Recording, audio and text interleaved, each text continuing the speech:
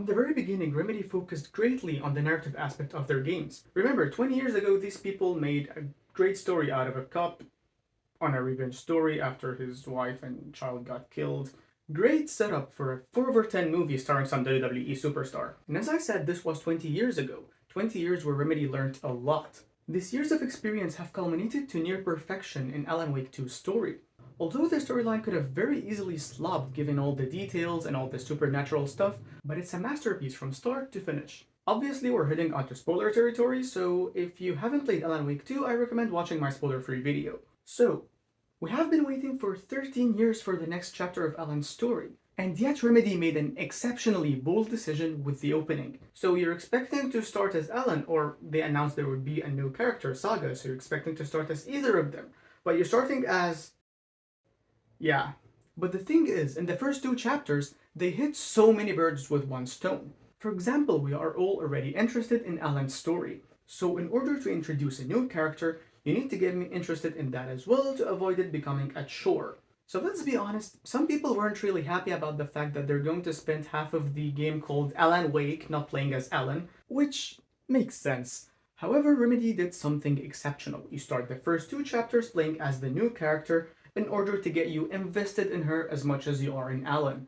This opening played a crucial role in keeping the game balanced, because throughout the game you keep alternating between Alan and Saga. So if one of them, Alan, because if Alan's story was better than Saga's story would feel like nothing but a chore in order to progress Alan's story. But thanks to 2 brilliant opening chapters, I've been equally interested in both Alan's story and Saga's. On more than one occasion, I found it hard to decide whether I should continue playing as Alan or as Saga, simply because I was interested to know more about both. It's like you're in an ice cream store and you want to try every flavor and they're all good, but you have to try only one flavor each and every time you go. Yet every single time you leave the store happy. The first 2 chapters were not only meant to introduce us to Saga, but to introduce Saga to the supernatural world. So the story starts by 2 FBI investigators going to investigate some ritualistic murders in a place called Cauldron Lake. And something very smart they did is that the players are already used to the supernatural aspect of the game since the original Alan Wake. However, Saga isn't. So the first supernatural thing that happens is something that never happened in Alan Wake 1. So by the end of the first chapter, you're just as confused as Saga and Casey. I mean, everything was going perfectly well, it's realistic, you met up with the town sheriff, you're at the morgue, and then suddenly the sheriff vanishes into thin air, the heartless victim, and I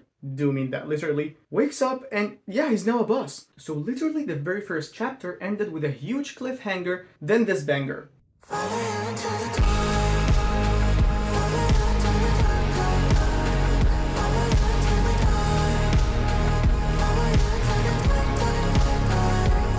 The next chapter continued directly where the first left off, while introducing small glimpses of Alan as visions in the overlap. And then when chapter 2 ends, guess what?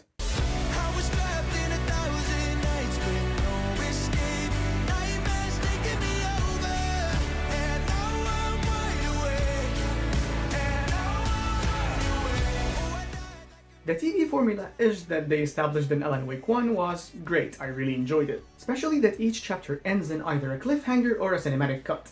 Plus the music, of course. They are songs that are made specifically for the game, describing your situation at this point of the story. The third chapter is more or less an introduction to Alan, which is still great, and it focused on introducing you to the new gameplay aspects like Zane's lamp and the writer's room. But Alan Wake 2 wastes no time throwing you at Ashtray Maze 2.0. aka Herald of Darkness. It's very easily one of my favorite gaming moments of all time. Thing is, although the sequence itself is great, although it only lasts 15 minutes, which is, the duration is perfect, but there are actually 2 key moments inside this sequence that make it far better than it should be. So the music is playing, all is good, there's a musical break between the verses, and then you pick up the flare gun. Still he's a torchbearer, and it couldn't be much clearer. Then you are tearing through hordes of Taken with the most powerful weapon in the game, with the chorus playing in the background. There is no way in hell I am forgetting that, I tell you. Then it's all over, the combat is over, you escape to the light, everything's good, you're back in your room, and then you go to the next room and there's the echo, and then you go to check the echo expecting some Alex Casey projection like the ones you always see, until suddenly the room just flies up, song continues, jazz bridge. The bridge is followed by the final chorus, with Alan, Dor, and Casey all dancing together to Herald of Darkness. and God help me pronounce his name right, Il Cabelli, his facial expressions were just so good at this scene.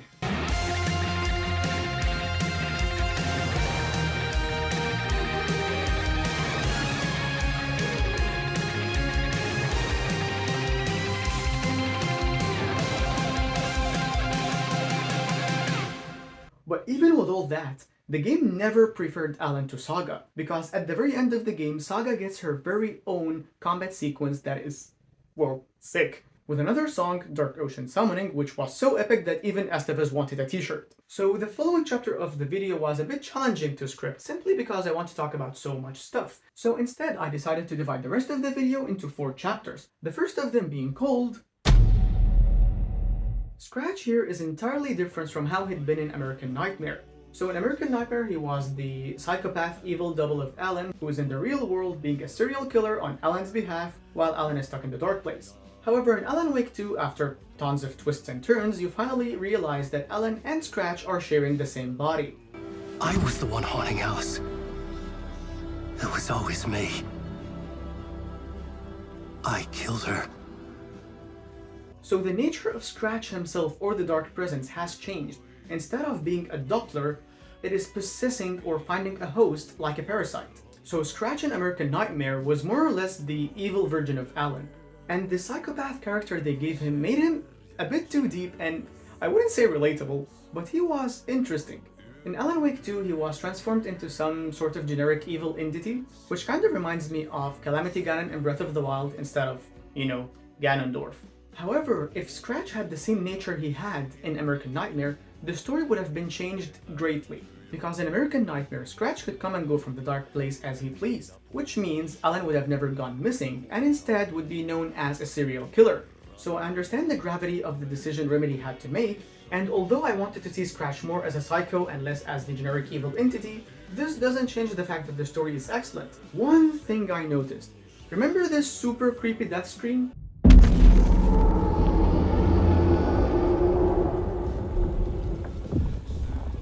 I managed to stumble upon the exact same photo among the photos Alice had been taking of Scratch, which later turns out to be Alan's projection, sick freaking twist, but I'm not really able to establish any theories with this piece of information, although it is intentional. However, what I can confirm is that the death screen has more to it than... If you got any theories about that part, let me know in the comments.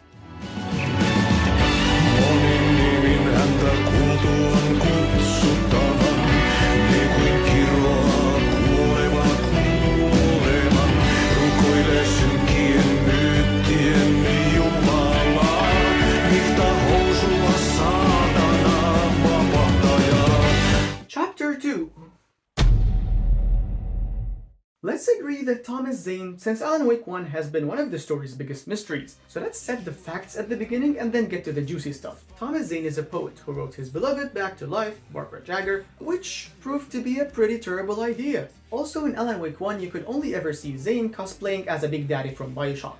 Now in Alan Wake 2, for starters, bro is a filmmaker. He's not a poet. And when he takes off his Big Daddy cosplay, he turns out to be... Beardless Alan. I've got 3 interpretations or theories that I would like to establish. This is the part I was talking about in the thumbnail. I don't want to see any clickbait comments. Theory number 1. Zane doesn't exist. Seriously, what if Zane never existed all this time? What if Zane, all this time, is just a character written by Alan to help him escape the dark place? Or even before he was trapped in the dark place to help him fight the darkness he was facing in Alan Wake 1. However, this theory is pretty much debunking itself, simply because Thomas Zane wrote Barbara Jagger back to life, which later became the villainess of Alan Wake 1, which was before Alan's involvement with the dark place. So unless Alan can be a reincarnation of Thomas Zane, I see it as a weak possibility that Zane never existed, especially that he owned the Valhalla nursing house. Theory number 2, and I think I do believe this one, Alan is Zane. I know how crazy this sounds, but hear me out. They both look the same, they're both artists, both stuck in the dark place. Zane had the lamp while Alan had the clicker that is cut from that lamp. Both get shot in the head and wake up. Throughout the game, Zane kept calling Alan in order to help him vaguely. However, later on, when things weren't that great between them, Alan called Alan from another different point in the story, which confirms that there are many versions of Alan in the dark place. So if you're thinking that, but Alan shot Zane, he cannot be the same person. He can be. I mean, later on, guess what? Alan shoots Alan. This was not Scratch. This was me. Another sick twist. Also remember Alan's final words in the game were, It's not a loop. It's a spiral.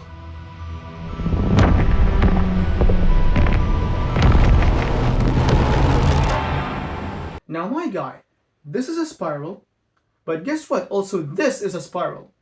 Taking into consideration that Alan called himself from a different point in the story, I think it would be safe to assume that each one of these lines represent a new version of Alan, each of them at a different point of the story. And I think this is also supported by the fact that Ati keeps referring to Alan as Tom. And it's not just Ati, Thor did the same. And Thor is a bit more interesting in that part because Thor knew Alan. They met in Alan Wake 1 and he referred to him back then as Alan. So what changed his mind? Again, they're all theories, which is the main point of the game. Sam Lake literally confirmed that he wants us to shape part of the story ourselves. So, to me, I think this part is pretty believable. However, if there would be one weak point in my theory, it would be the fact that Thomas Zane is the reason Barbara Jagger existed, which was before Alan's involvement with the darkness. And I will be honest, explanation is beyond me at that point. Chapter 3. I will admit it, as a character, Saga is pretty basic. Like what you would expect from an FBI mother. Exactly, that's her. However, what makes her part of the story interesting is that there are interesting stuff happening to her all the time. She takes no break from all the mind games the story is playing with her and with you. Throughout her story, you're always trying to categorize which is a solid fact and which is a fact fabricated by the story. However, near the end of the story, Alex Casey mentioned something very critical. So while you're at the surf station with Estevez and Casey, and you are being asked whether you are ready to go into the endgame, in a dialogue with Alex Casey, he reveals that he believes that Saga is divorced and that her daughter is dead, which is fabricated by the story. So when Saga tries to persuade him otherwise, he suggests something very critical. We all need to question what's real. With that said, how do we know the story isn't giving you false hope? So if the story is fiddling with his memories, why can't it be fiddling with Saga's? What is the guarantee that the story isn't giving Saga false hope? What if Saga's memories and what we take as a fact is actually just another fabrication of the story to give her false hope? It makes total sense. I mean, she's a seer and all, but she doesn't even understand her powers until the very end of the game, and not fully. So yeah, no guarantees. It might be true. Especially that we never got a solid confirmation whether this was true. Simply because the final scene was cut right before Logan would pick up the phone. So we don't know whether she would pick up. Also, Saga and Casey never discussed their memories after shooting Alan with the bullet of light. Which means by the end of the story, we are not exactly sure which version of the story is in Casey's mind. Also, looking at it now, the game pretty much has a bad ending. Not bad as in poorly executed, I mean bad as in the characters are not really having that much fun now. So we started Alan Wake 2 with Alan being stuck in the dark place in order to save Alice, which was now in the real world. However, now we have got Alan, Alice, Casey, Saga, Breaker, Odin, Thor. All stuck in the dark place. I mean, fire bullets of light all you want, but this didn't kill Alan, nor Zane, nor destroyed the dark place, which means the dark prison still exists. And not just that, but everyone you know and love is in his territory now. Besides Estevez. And although her role in Alan Wake 2's story is not huge, but her role might become critical later on. Because if you had a good look at Breaker's board, you would notice the phrase, the red-headed woman. Now I have looked, there are no red-headed women in Alan Wake. You know who is red-headed?